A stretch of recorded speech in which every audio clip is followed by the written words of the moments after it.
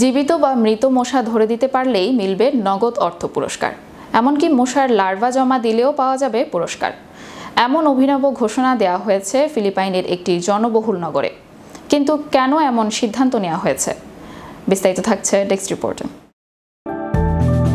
জীবিত বা মৃত মশা ধরে দিতে পারলেই মিলবে নগদ অর্থ পুরস্কার। এমনকি মশার লার্ভা জমা দিলেও পাওয়া যাবে পুরস্কার।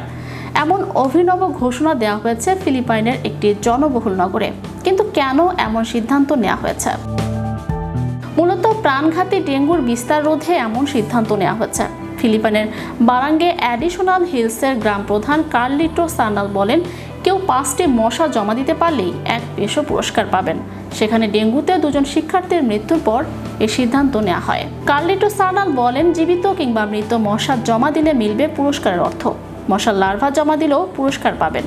পরে অতি বেগুনি রশ্মি ব্যবহার করে জীবিত মশা নির্মূল করা হবে। রাস্তা পরিষ্কার রাখা ও ডেঙ্গুর জন্য দায়ী এডিস মশার বংশবিস্তারের সহায়ক পানি জমে থাকার জায়গা নষ্ট করার মতো বিদ্যমান ব্যবস্থার পরিপূরক হিসেবে জীবিত বা মৃত মশার বিনিময়ে পুরস্কারের ব্যবস্থা ঘোষণা করা হয়েছে বলেও জানান এই গ্রাম প্রধান।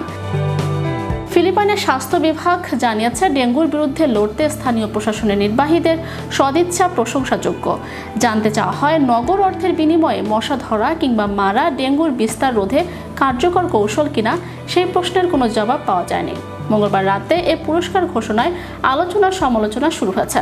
সামাজিক যোগাযোগ মাধ্যমের কমেন্টে একজন লিখেছেন, এখন মশার খামার করা হবে। আরেকজন প্রশ্ন রেখেছেন, শুধু একটি ডানা থাকলে কি মশা ফেরত দেওয়া হবে? গ্রাম প্রধান কার্লিটো সার্নাল বলেন, মশা ধরা বা মারার বিনিময়ে নগদ অর্থ দেওয়ার বিষয় নিয়ে সামাজিক যোগাযোগ মাধ্যমে বেশ শোরগোলের কথা তিনি জানেন। তবে জনস্বাস্থ্য সুরক্ষায় এটা প্রয়োজনীয়। সার্নাল আরও বলেন, সাম্প্রতিককালে ব্যাপক মাত্রায় সংক্রমণ হচ্ছে।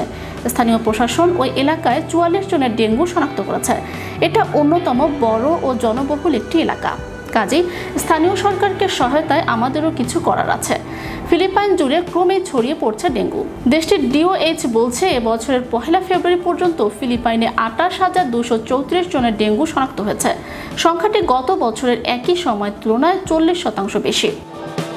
তবে এই উদ্যোগ সামাজিক যোগাযোগ মাধ্যমে ব্যাপক সমালোচনার মুখে পড়েছে।